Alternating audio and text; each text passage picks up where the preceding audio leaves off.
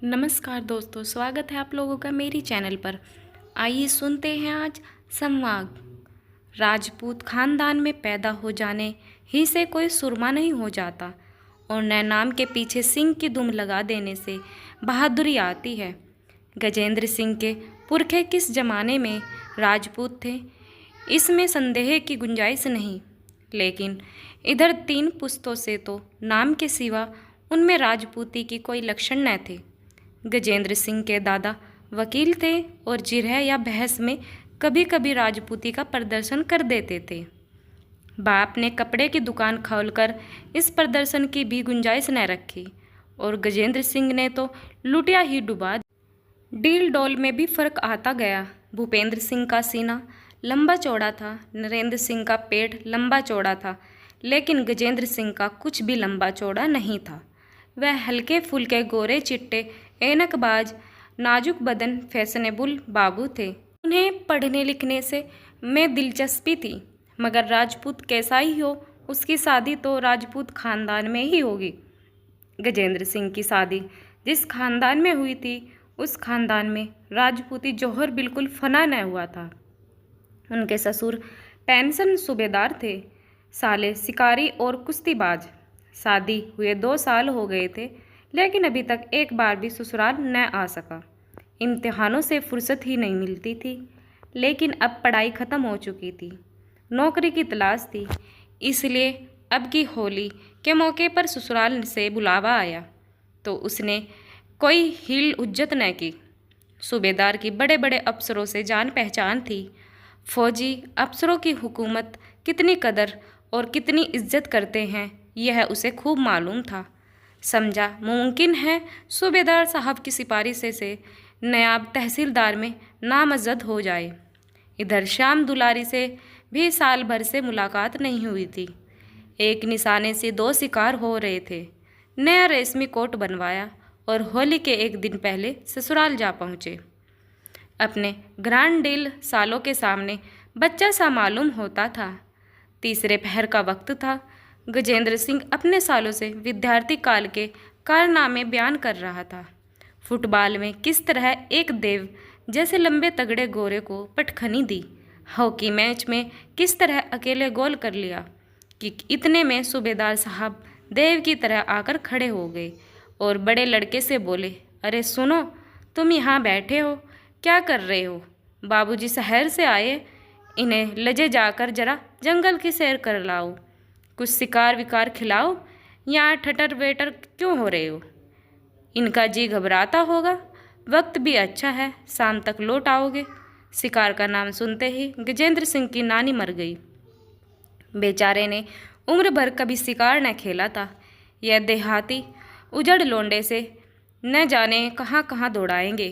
कहीं किसी जानवर का सामना हो गया तो कहीं के नहीं रहेंगे। कौन जाने, हिरन ही चोट कर बैठे। हिरन भी तो भागने की राह न पाकर कभी कभी पलट पड़ता है। कहीं भेड़िया निकल आए तो काम ही तमाम कर देगा। बोले, मेरा तो इस वक्त शिकार खेलने को जी नहीं चाहता, बहुत थक गया हूँ। सूबेदार साहब ने फरमाया, तुम घोड़े पर सवार हो लेना, यही तो देहात की बहार है। चुन्नू जाकर बंदूक ला, मैं भी चलूँगा। कई दिन से बाहर नहीं निकला, मेरा राइफल भी लेते आना। चुन्नू और मुन्नू खुश खुश बंदूक लेने दौड़े। इधर गजेंद्र की जान सूखने लगी। पछता रहे था कि नाहक इन लोंडों के साथ गपशप करने लगा। जानता कि यह बला सिर पर आने वाली है तो आते ही फौरन बीमारी का बहाना बनाकर चारपाई पर पड़ रहता। अब तो कोई हिला भी नहीं कर सकता। सबसे बड़ी मुसीबत घोड़े की सवारी। देहाती घोड़े यो हुई थान पर बंदे बंदे टर हो जाते और आसन का कच्चा सवार देखकर तो वह और भी सेखिया करने लगते।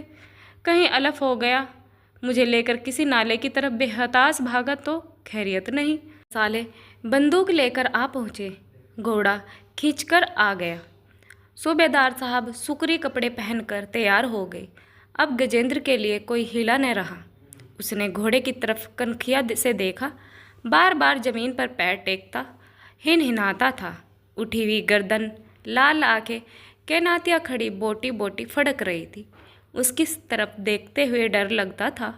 गजेंद्र सिंह दिल में सहम उठा, मगर बहादुरी दिखाने के लिए घोड़े के पास जाकर उसके गर्दन पर इस तरह थपकियाँ दी जैसा पक्का सहसवार हो, और बोला, जानवर तो जानदार है, मगर मुनासिब नहीं मालूम होता कि आप लोग तो पैदल चले और मैं घोड़े पर बैठूं। ऐसा कुछ थका नहीं, मैं भी पैदल ही चलूँगा, इसका मुझे अभ्यास है। सूबेदार ने कहा, बेटा जंगल दूर है, थक जाओगे, बड़ा सीधा जानवर है, बच्चा भी सवार हो सकता है। गजेंद्र ने कहा, जी नहीं, मुझे भी यूँ ही चलने दीजिए, गपशप करते हुए चलेंगे, सवारी में वह लुफ्त कहाँ, आप बुजुर्ग हैं, सवार हो जाए। चारों आदमी पैदल चले। लोगों पर गजेंद्र की इस नम्रता का बहुत अच्छा असर हुआ। सभ्यता और सदाचार तो शहर वाले ही जानते हैं, तिस पर इल्म की बरक है। थोड़ी दूर के बाद पथरीला रास्ता था, एक तरफ हरा भरा मैदान, दूसरी तरफ पहाड़ का सिलसिला, दोनों ही तरफ बबूल, करील और करौंदे और ढाक के जंगल थे। सूबेदार साहब अपनी फौजी जिंदगी के पिटे हुए किस्से कहते गए चले आते थे।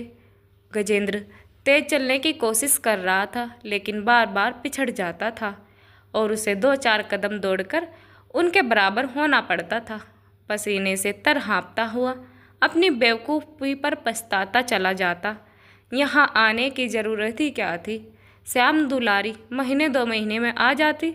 मुझे इस वक्त कुत्ते की तरह दौड़ते आने की क्या ज़रूरत थी?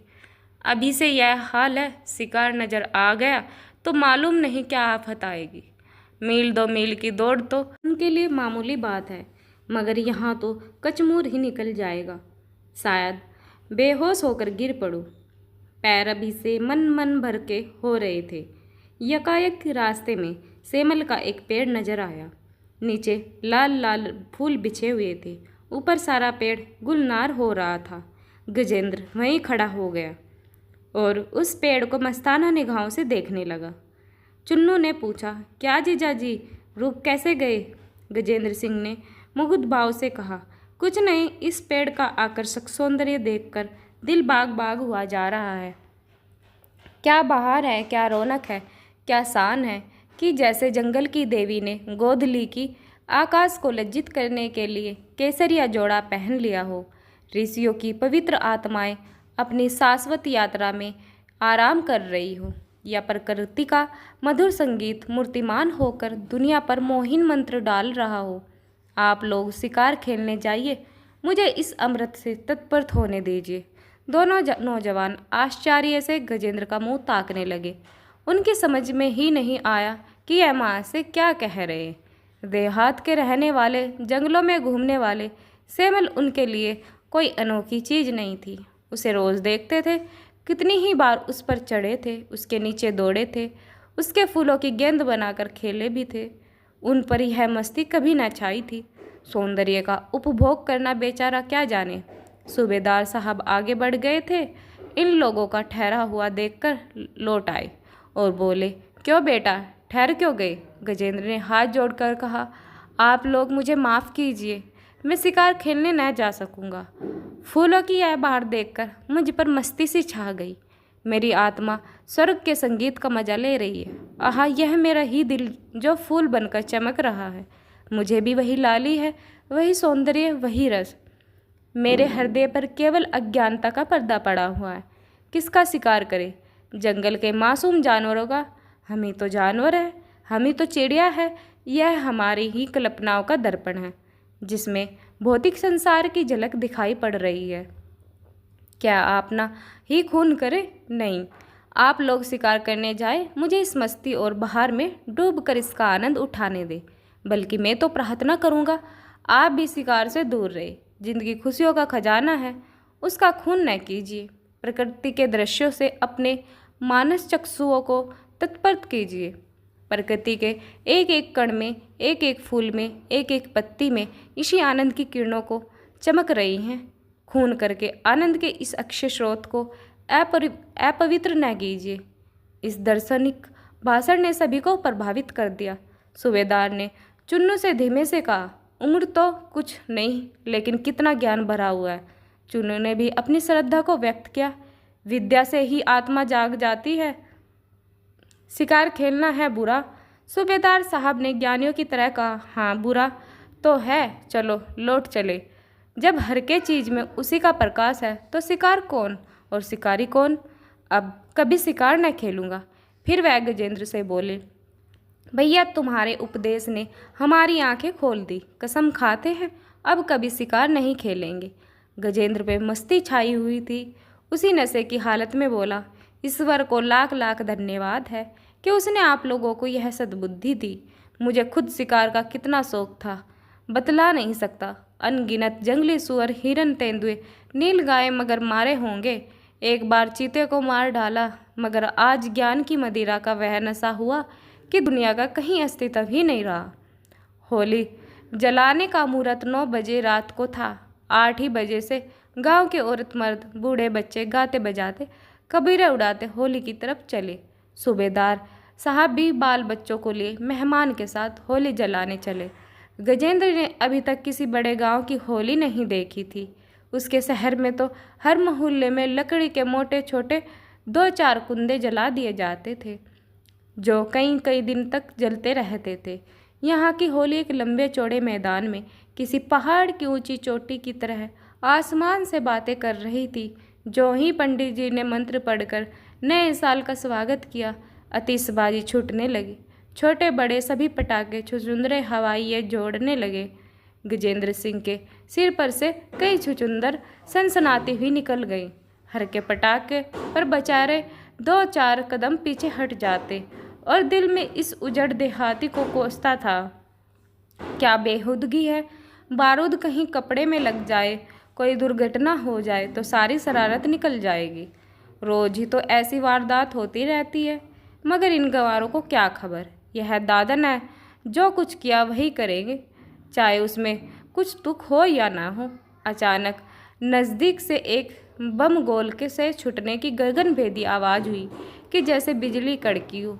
गजेंद्र सिंह चौंक कर कोई 2 फीट ऊंचे उछल गए। अपनी ज़िंदगी में वह शायद कभी इतना न कूदे होंगे। दिल धक धक करने लगा, गोया तोप के निशाने के सामने खड़े हो। फौरन दोनों कान उंगलियों से बंद कर लिए और 10 कदम पीछे हट गए। चुन्नू ने कहा, जीजाजी आप क्या छोड़ेंगे, क्या लाऊं। मुन्नू, बाला हवाइयाँ छोड़िए जीजाजी, बहुत अच्छी है, आसमान में निकल जाती है। चुन्नू, हवाइयाँ बच्चे छोड़ते हैं कि यह छोड़ेंगे, आप बम गोला छोड़िए भाई साहब। गजेंद्र, भाई मुझे इन चीज़ों का शौक़ नहीं है। मुझे तो ताज्जुब हो रहा है, बूढ़े भी कितनी दिलचस्पी से आतिशबाजी कर रहे हैं। मुन्नू, 2-4 महाताबियों तो ज़रूर छोड़िए। गजेंद्र को महाताबियाँ निरापद जान पड़ी। उनकी लाल हरी सुनहरी चमक के सामने उनके गोरे चेहरे, खुशबूदार बाल और रेशमी कुर्ते की मोहकता कितनी बढ़ जाएगी। कोई खतरे की बात भी नहीं। मज़े से हाथ में लिए खड़े रहिए।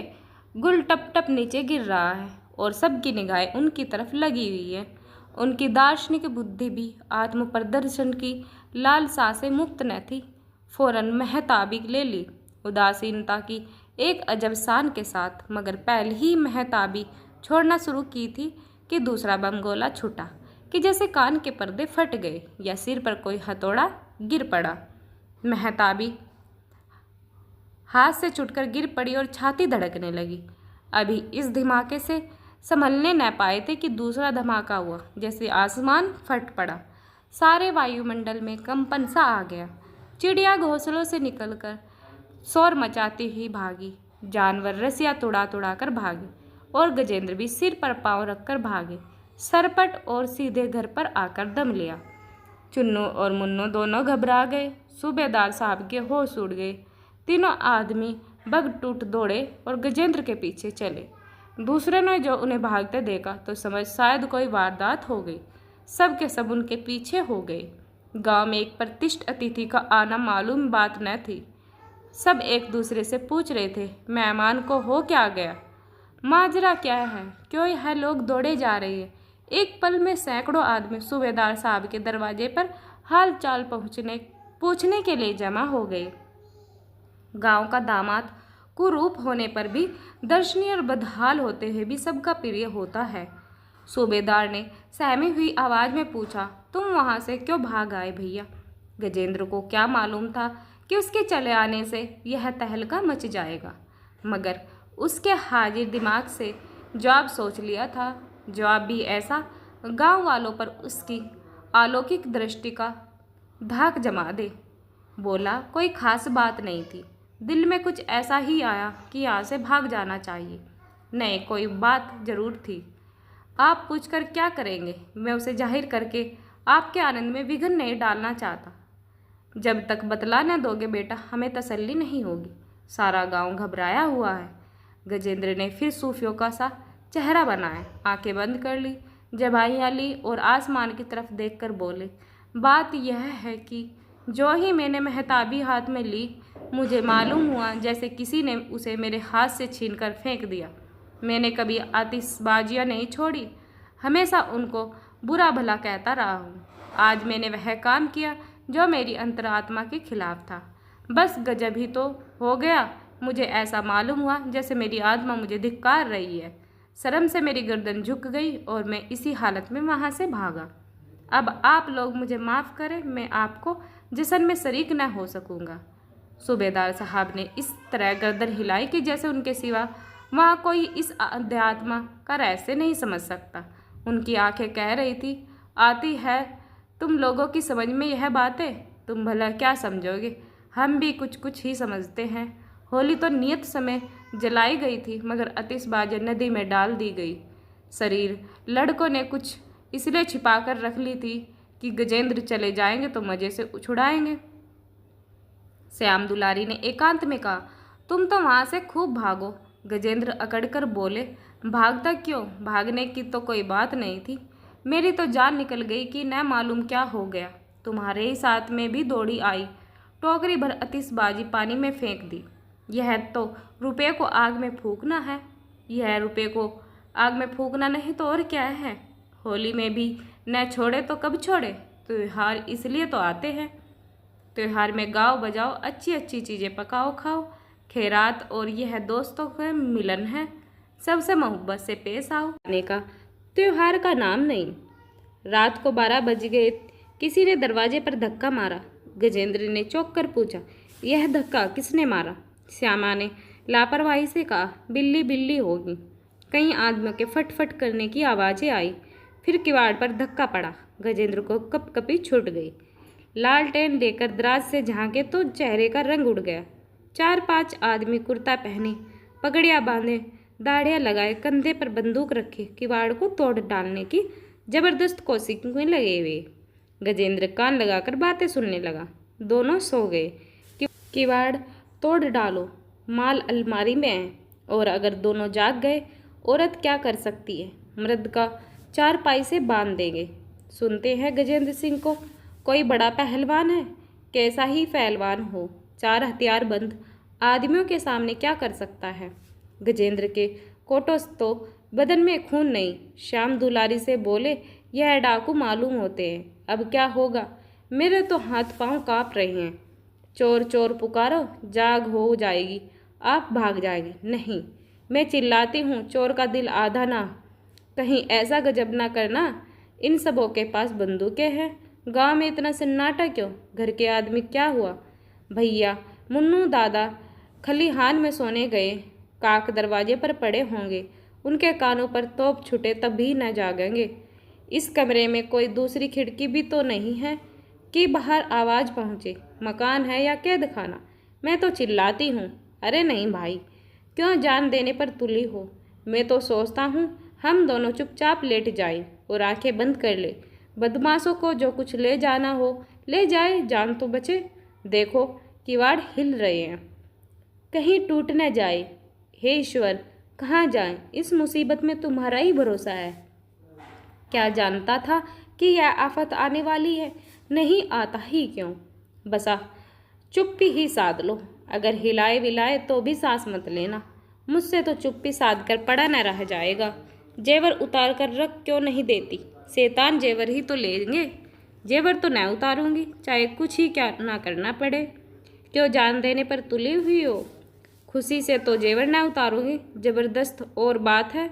खामोशी सुनो, अब सब क्या बातें कर रहे हैं? बाहर से आवाज़ आई, किवाड़ खोल दो, नहीं तो हम किवाड़ तोड़कर अंदर आ जाएंगे। गजेंद्र श्याम दुलारी की मिन्नत की, मेरी मानो श्याम, जेवर उतार कर रख दो, मैं वादा करता हूँ बहुत जल्दी नए जेवर बनवा दूंगा। बाहर से आवाज़ आई, क्यों आई, बस 1 मिनट की मोहलत और देते हैं, अगर किवाड़ न खोले तो खैरियत नहीं। गजेंद्र सिंह ने श्याम दुलारी से पूछा, खोल दूँ? हाँ, बुला लो, तुम्हारे भाई बंद है। वह दरवाजे को बाहर से ढकेलते हैं, तुम अंदर से बाहर को ठेली, और जो दरवाजा मेरे ऊपर गिर पड़े, 5-5 जवान, वह कोने में लाठी रखी है, लेकर खड़े हो जाओ।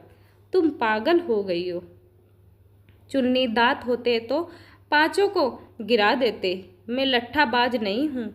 तो आओ, मुंह ढाँप कर लेट जाओ, तुम्हें तो औरत समझकर छोड़ देंगे, माथे मेरे जाएगी। मैं तो चिल्लाती हूँ, तुम मेरी जान लेकर छोड़ोगी।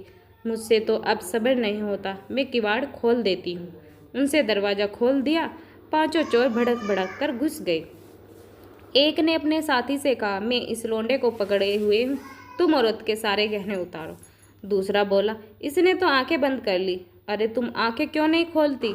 तीसरा, यार औरत तो हसीन है। चौथा, सुनती है ओ मैरिया, जेवर दे दे नहीं गला घोट दूँ।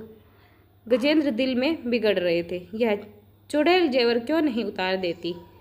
श्यामा दुलेरी ने कहा, गला घोट दो, चाहे गोली मार दो, जेवर न उतारूंगी। पहला इस उठा लो, ये ना मानेगी, मंदिर खाली है। दूसरा, बस यही मुनासिब है। क्यों रे छोकरी, हमारे साथ चलेगी? श्याम दुलारी, तुम्हारे मुंह में कालिक लगा दूंगी। तीसरा, न चलेगी तो इस लोंडे को ले जाकर बेच डालेंगे। श्यामा, एक एक के हथकड़ी लगवा दूंगी। चौथा, क्यों इतना बिगड़ती है महारानी, जरा हमारे साथ चली क्यों नहीं चलती? क्या हम इस लोंडे से भी गए गुजरे हैं? क्यों न जाएगा, अगर हम तुझे ज़बरदस्ती उठा ले जाएंगे। यो सीधी तरह नहीं मानती, तुम जैसी हसीन औरत पर जुल्म करने को जी नहीं चाहता। पांचवा, या तो सारे जेवर उतार दे या हमारे साथ चलो। श्यामा दुलारी, काका आएंगे, एक एक की खाल उधेड़ देंगे।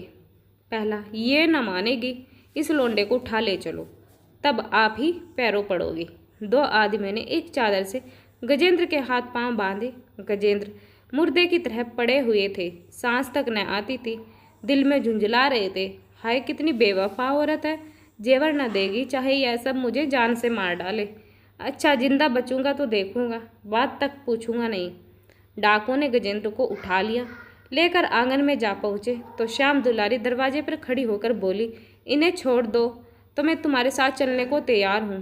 पहला, पहले ही क्यों ना राजी हुई, चलेगी ना? श्याम दुलारी, चलूँगी, कहती तो हूँ।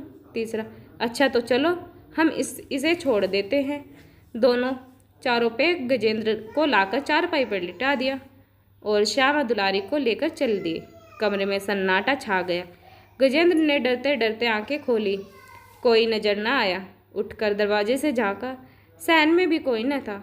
तीर की तरह निकलकर सदर दरवाजे पर आए, लेकिन बाहर निकलने का हौसला न हुआ। चाहा कि सूबेदार साहब को जगाए, मुंह से आवाज़ न निकली। उसी वक्त कह कह की आवाज़ आई। 5 औरतें चुहल करती हुई श्यामा दुलारी के कमरे में आए। गजेंद्र का वहाँ पता न था। एक कहाँ चले गए, श्यामा दुलारी बाहर चले गए होंगे। दूसरी, बहुत शर्मिंदा होंगे। तीसरी, डर के मारे उनकी सांस तक बंद हो गई थी। गजेंद्र ने बोलचाल सुनी तो जान में जान आई। मुझसे शायद घर में जाग गई। लपक कर कमरे के दरवाजे पर आए, बोले, जरा देखिए श्यामा कहाँ है, मेरी तो नींद ही नहीं खुली। जल्द किसी को दौड़ाइए। यकायक उन्हीं औरतों के बीच में श्यामा को खड़े हुए देखकर हैरत में आ गए। 5 सहेलियों ने हंसना और तालियां पीटना शुरू कर दिया। एक ने कहा, वाह जीजा जी, देख लिया आपकी बहादुरी। श्याम दुलारी, तुम तो सबकी सब शैतानी हो। तीसरी, बीवी तो चोरों के साथ चली गई और अपने सांस तक न ली। गजेंद्र समझ गए, बड़ा धोखा खाया, मगर जबान के शेर फौरन बिगड़ी बात बना ली। बोले, तो क्या करता, तुम्हारा स्वांग बिगाड़ देता। मैं भी इस तमाशे का मजा ले रहा था। अगर सबको पकड़कर मूछें उखाड़ लेता तो तुम कितनी शर्मिंदा होती। मैं इतना बेरहम नहीं हूँ। सबकी सब गजेंद्र का मुंह देखती रह गई। दोस्तों, आज की वीडियो हमारी यहीं समाप्त होती है। मिलते हैं नई वीडियो के साथ। अगर वीडियो आपको पसंद आए तो लाइक, शेयर और कमेंट ज़रूर करें। वीडियो सुनने के लिए आप लोगों का बहुत बहुत धन्यवाद।